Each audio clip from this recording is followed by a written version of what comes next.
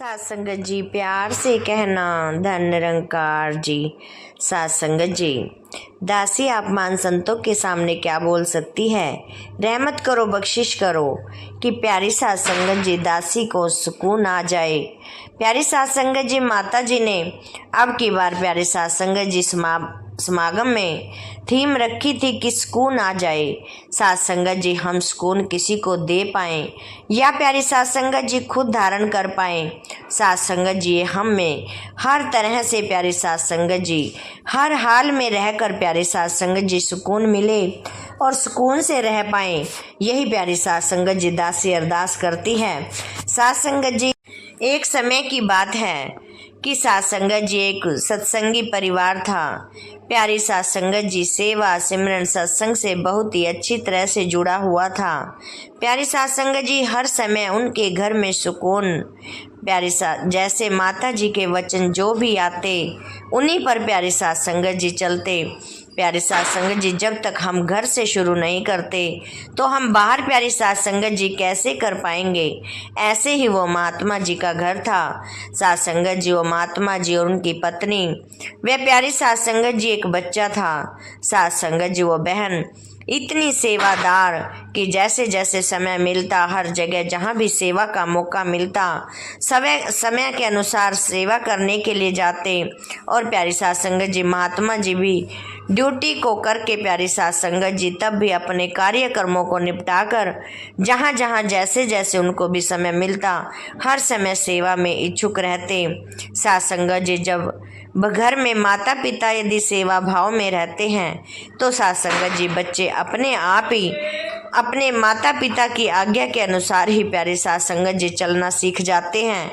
ऐसे ही सात संगत जी वो बच्चा था। सात संगत जी, उनकी माता यानी कि वो बहन जी प्यारी सात संगत जी सेवा सिमरन सत्संग करते करते सात संगत जी घर में जैसे हम माता जी की फोटो भी रख लेते हैं तो प्यारी सात संगत जी वो जब भी खाना बनाती सात संगत जी पहला भोग माता जी को लगाती और प्यारी सात संगत जी वहीं पर बैठकर आशीर्वाद लेती कि माता जी हमें आशीर्वाद दो, हमारे इस लंगर को भोग लगाओ। प्यारे सात संगत जी कि पहले आप खाओगे तभी हम खा पाएंगे। सात संगत जी, उनका विश्वास अटूट था।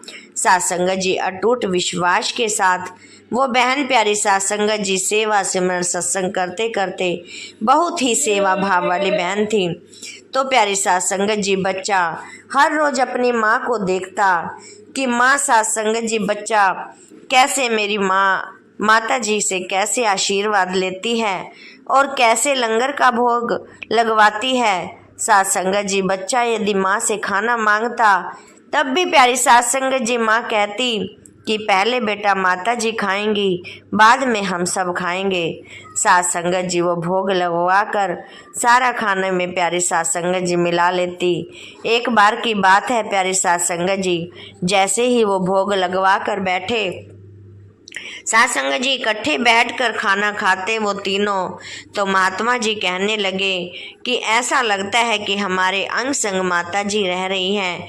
तभी प्यारी सात संगत जी बच्चा बोला, पिताजी आप ये सच कह रहे हैं, क्योंकि प्यारी सात संगत जी इसमें तो माता जी ने भोग लगाया हुआ है, तभी हमारे पास ही बैठी हुई हैं।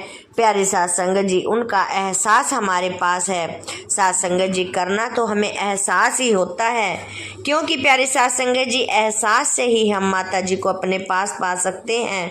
ऐसे ही सात संगत जी जब वो कहने लगे कि हाँ बेटा, अंग संग हमारे जहाँ पत्ते पत्ते में व्यापक हैं, हर जगह माता जी हैं, हर जगह सतगुरु माता जी हैं, हम जहाँ भी उनको याद करते हैं वहीं पर आ जाती हैं। सात संगत जी ऐसे ही उनका विश्वास था। सात संगत जी एक दिन बच्चा बोला कि माँ मैं भी भोग लगवाऊंगा, माता जी को भोग आज मैं लगवाऊंगा। सात संगत जी जैसे ही बच्चा दौड़ा उसका पैर उलझा और सात संगत जी खाना थाली का माता जी की फोटो के ऊपर गिर गया। बच्चा सात संगत जी रोने लगा। जैसे ही सास संगत जी रोया, माता जी की एकदम उसको कानों से आवाज आई, बेटा कोई बात नहीं, ऐसे तो कोई बात नहीं होती। यदि आपकी माँ पर गिरती तो क्या आपकी माँ गिरती, तो मैं भी माँ ही हूँ। सास संगत जी कहने का भाव यही है, यदि हम विश्वास कर लेते हैं तो सास संगत जी हम अपने आसपास अपने अंग संग तभी हम उनका एहसास कर सकते हैं। सास संगत जी एहसास करना भी तभी होगा जब हम प्यारी सास संगत जी मन में हर दम अपनी माता जी के, अपनी सतगुरु माता जी को याद रखेंगे, अपनी सतगुरु माता जी को नज़दीक पाएंगे, तभी प्यारी सास संगत जी एहसास ले पाते हैं। माता जी ने हर बात में प्यारे सास संगत जी हमें बताया कि कैसे हमें सुकून के साथ रहना है, कैसे हमें सुकून देना है। प्यारी सास संगत जी हमने तो रहना ही है, सास संगत जी दूसरे सामने वाले को भी हमने सुकून देना है, खुशियाँ देनी है, बरकतें देनी है। सास संगत जी यही माता जी के आदेश थे। सास संगत जी उनके आदेशों का पालन करते हुए, सास संगत जी हमें हमेशा उनके वचनों का पालन करते हुए सेवा सिमरन सत्संग कर कर अपना जीवन प्यारी सास संगत जी ने उछावर करना है। अपना जीवन कर्म कांड प्यारी सास संगत जी बिताने हैं, अपने कर्मों का निवारण करना है। यही सास संगत जी दासी की भी यही अरदास है कि दासी भी प्यारी सास संगत जी सुकून से रह सके, घर में सुकून बांट सके, ताकि प्यारी सास संगत जी जो माता जी की आवाज़ आती है उसको हम निभा पाएं। और सास संगत जी ये सुकून तभी आएगा जब प्यारी सास संगत जी हम सेवा सिमरन सत्संग हमेशा करते रहेंगे, और जहाँ जहाँ जैसे सास संगत जी सत्संग हो हर जगह पहुँचते रहें। जैसे जैसे हम सत्संग सेवा सिमरन करेंगे वैसे वैसे प्यारी सास संगत जी हमें बहुत ही अच्छा सुकून मिलता रहेगा। हम प्यारी सास संगत जी अपने मन को निर्मल कर पाएंगे, हम अपने साफ कर पाएंगे। सास संगत जी यही दासी की भी अरदास है कि दासी भी प्यारी सास संगत जी आप जी के चरणों के साथ लगी रहे, आप जी का आशीर्वाद लेती रहे, माता जी के साथ संगत जी आज्ञा का पालन कर पाए प्यारी सास संगत जी, और प्यारे सास संगत जी अपने घर में भी सुकून से रह पाए। सास संगत जी दासी की कमियां बहुत हो जाती हैं बोलने में, सास संगत जी दासी को क्षमा कर देना। अनजानी बच्ची है सास संगत जी, अनजानी बच्ची ही समझ कर क्षमा कर देना। सास संगत जी इन्हीं वचनों से दासी इजाज़त चाहेगी। सास संगत जी दासी के चैनल को भी जरूर सब्सक्राइब कर देना, ताकि सास संगत जी दासी आप जी के साथ जुड़ी रहे और सास संगत जी आपका आशीर्वाद प्राप्त करती रहे। इन्हीं वचनों के साथ साथ संगत जी प्यार से कहना, धन निरंकार जी।